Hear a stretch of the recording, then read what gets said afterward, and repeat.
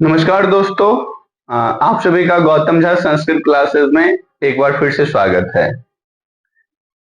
इससे पहले हम लोग जो क्लास 10th का प्रथम पाठ मंगलम है, इसके ऊपर एक वीडियो बना चुके हैं और इसमें मैंने आपका जो प्रथम 2 मंत्र है उसको मैंने बताया है। तो आइए अब जो इसके नेक्स्ट 3 मंत्र है उसको हम लोग देखेंगे, है ना। तो ये देखिए, ये जो आपके सामने है ये आपका तीसरा मंत्र है। कौन सा है भाई? तीसरा। और आप सभी को पता है कि हम इसे मंत्र क्यों कहते हैं। मंत्र इसलिए कहते हैं कि ये सारे आपके उपनिषद से लिया गया है। इस कारण इसे हम क्या कहते हैं? मंत्र कहते हैं। और आप लोग के लिए क्वेश्चन मैंने दिया था पिछली वीडियो में, आप लोग उसका आंसर नहीं देते हैं, ये गलत बात है। आप लोग क्या करें, जो भी प्रश्न आपके लिए रहता है उसका आंसर भी दे। एक बार फिर मैं आपको यहाँ पे सबसे पहले एक प्रश्न देता हूं, इसका आंसर आप मुझे कमेंट बॉक्स में बताइएगा। उपनिषद कितने हैं?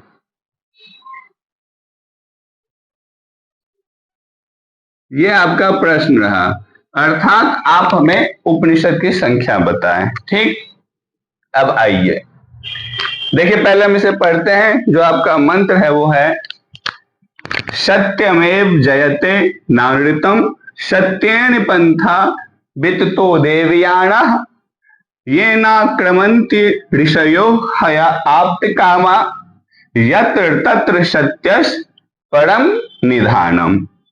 एक बार फिर से देख लेते हैं। सत्यमेव जयते नानृतम सत्येन पंथा विततो देवयानः येन क्रमन्ति ऋषयः हया आप्त काम। देखो, मैंने यहाँ पे ऋषयः बोला है और जबकि आपको दिख रहा होगा ऋषयो। तो यहाँ पे बस आपको क्या ध्यान देना है कि ये संधि है, ठीक है ना, इसके चलते। अब देखिए, यहाँ इसको मैं तोड़ के बताता हूँ। येन अक्रमंती, यहाँ पे भी क्या है कि मैं आपको हर्ष की उच्चारण कर रहा हूं, येन अक्रमंती, और यहाँ पे ऋष क्या हया आप्त कामा। तो आपको यहाँ पे देखना है कि संधि है। एक तो यहाँ पे क्या हो जाता है, इस य का ई हो जाता है, ठीक है ना। य का क्या हो जाता है? ई हो जाता है। तो आपको बताना है कि यहाँ पे किस संधि का प्रयोग हुआ है, अर्थात किस संधि में य के स्थान पे ई के स्थान पे यन का प्रयोग हुआ है, होता है। ठीक है, एक और प्रश्न देता हूं मैं। किस संधि में ई के स्थान पर य हो जाता है? ये आपको क्या बताना है? नाम मुझे बताना है, संधि का नाम। ठीक, अब आइए, यत्र तत्र सत्यस्य परम निधानम। अब आप इसको देखिए, एक बार आप लोग फिर से पढ़ लेंगे, एक बार में प्रैक्टिस कर लेंगे, क्योंकि बोलना और पढ़ना बहुत ही जरूरी है। सत्यमेव जयते नानृतम सत्येन पंथा विततो देवयानः येन क्रमन्ति ऋषयो हया आप्त कामः यत्र तत्र सत्यस्य परम निधानम। ठीक है,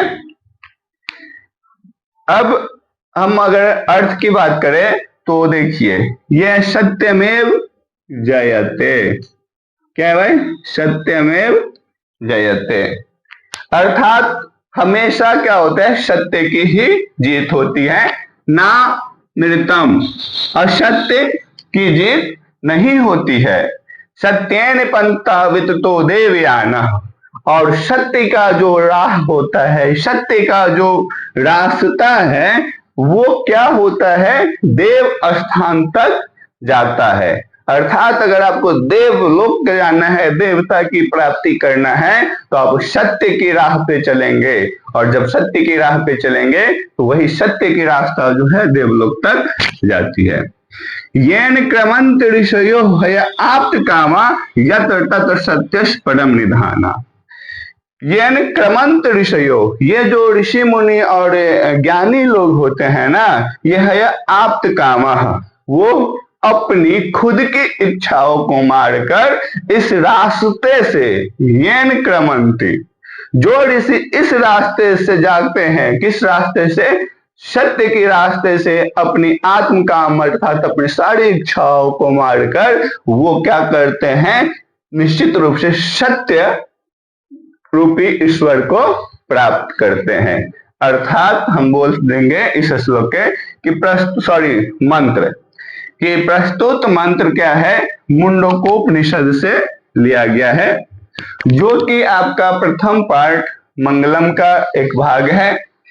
इस मंत्र का भावार्थ है कि सत्य की हमेशा जीत होती है और सत्य की कभी नहीं, अर्थात सत्य ही हमेशा जीतती है, असत्य नहीं।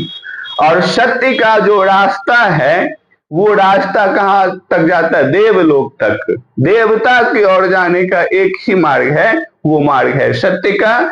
और जितने भी ऋषि मुनि हैं सारे अपने आत्म काम आत्म इच्छा को त्याग कर सत्य के रास्ते से होकर कहाँ जाते हैं, ईश्वर की प्राप्ति करते हैं।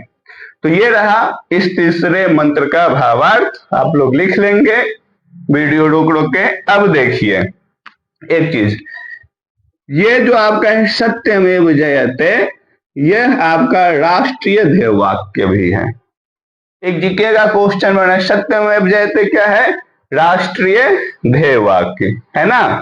और यह आपको कहाँ लिखा मिलता है, तो आपका जो अशोक स्तंभ राष्ट्रीय चिन्ह है इसके नीचे आपको ये मिल जाएगा। तो ये एक जीके का भी क्वेश्चन है, ठीक है, इसे आप लोग नोट कर लें। इससे पहले आप क्या करेंगे, इस दो क्वेश्चन के आंसर निश्चित रूप से कमेंट बॉक्स में देंगे। आइए अब देखते हैं नेक्स्ट मंत्र क्या है।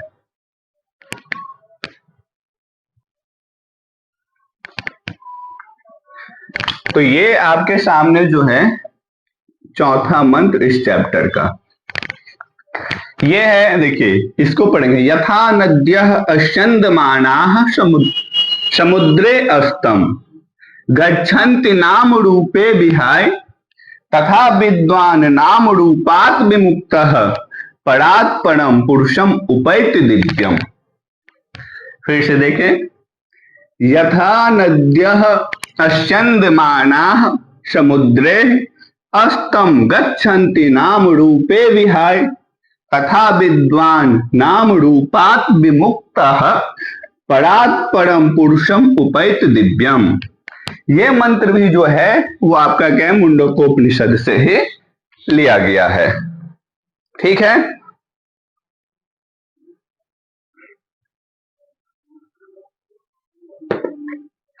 अब यथा मतलब जैसे, जिस प्रकार से, नद्यः अर्थात नदी, जिस प्रकार से क्या है कि नदी अस्यन्दमानः समुद्रे, अस्यन्दमानः का अर्थ होता है कि बहते हुए, ठीक है ना।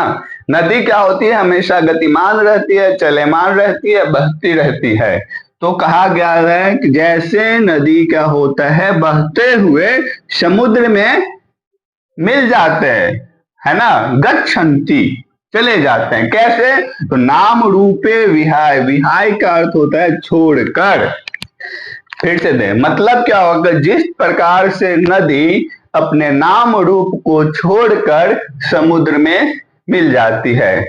नाम रूप को छोड़ने का अर्थ यहाँ पे है कि आप देखेंगे जितनी भी नदियां हैं इस संसार में, क्या होता है, वह बहते बहते बहते सारा क्या होता है, कहीं ना कहीं किसी समुद्र में कनेक्ट होते हैं।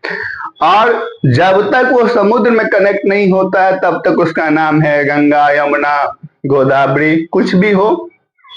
और जैसे ही समुद्र में वो मिल जाता है तो समुद्र के विशालता में क्या होता है, वो मिल जाता है और उसमें जाने के बाद उसकी अलग पहचान नहीं रह पाता है। अर्थात समुद्र में मिलने से पहले सारी नदी का क्या है, अलग अलग पहचान है, नाम है।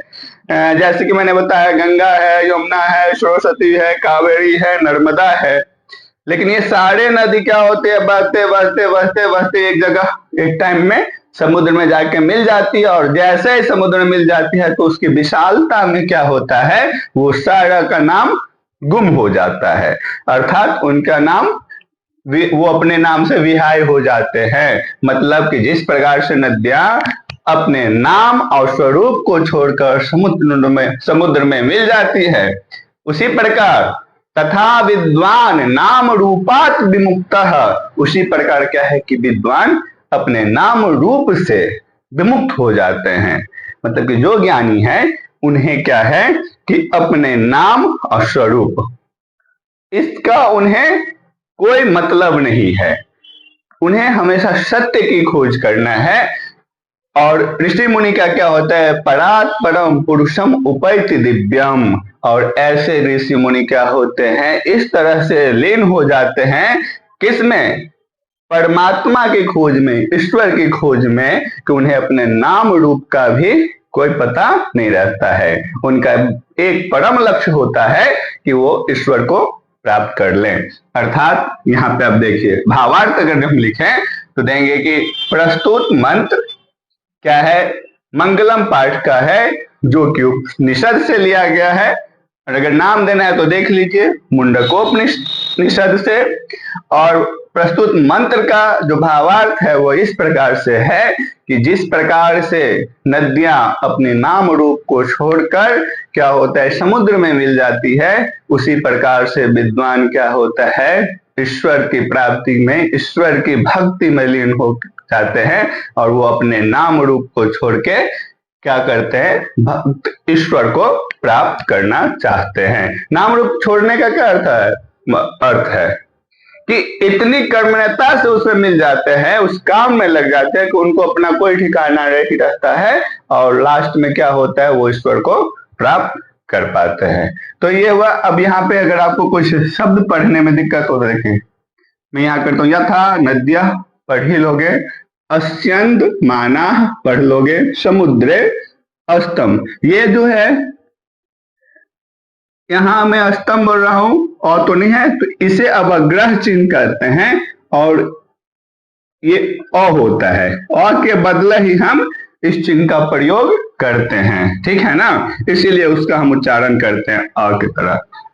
गच्छन्ति नाम रूपे विहाय पढ़ लोगे, कोई दिक्कत नहीं, तथा विद्वान नाम रूपात।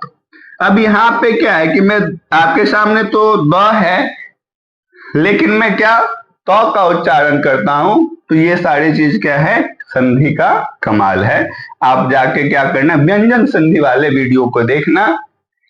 इस चैनल पे आपको तीनों संधि का अलग अलग प्लेलिस्ट बना हुआ है, आप जाके उसमें जाके निश्चित रूप से संधि पढ़ ले, क्योंकि ये आपके संस्कृत के लिए बहुत ही जरूरी है, और एग्जाम में भी आएगा, और इस तरह का जो सामना होता है इसको भी आप समझ पाओगे। विमुक्तः परात परम पुरुषम उपैत, देखो अगर यहाँ पे करें हम तो इसको पुरुषम, ठीक है ना, और इसको अलग करेंगे तो उपैत, और इसके बाद क्या ये दिव्यम। तो इस तरह से आप क्या कर लेंगे, इसे पढ़ लेंगे और आप नोट कर लें, और निश्चित रूप से आप क्या करेंगे कि हमारे प्रश्न का जवाब देंगे। और इससे पहले मैंने बोला कि सत्यमेव जयते क्या है, आपका राष्ट्रीय ध्येय वाक्य है, ठीक है ना, और सत्यमेव जयते कहाँ लिखा रहता है ये आप मुझे बताएंगे, इसके बारे में बता दिया था, ये कमेंट बॉक्स में आप मुझे बताएंगे, ठीक है ना। चलिए आज के लिए इतना ही, फिर मिलते हैं नेक्स्ट वीडियो में। एक और मंत्र आप लोगों का रह गया है। आप सभी का बहुत बहुत धन्यवाद। इससे पहले आप लोग का एक काम है कि अधिक से अधिक इस वीडियो को शेयर करेंगे, लाइक करेंगे। चलिए ठीक है, मिलते हैं नेक्स्ट वीडियो में, धन्यवाद।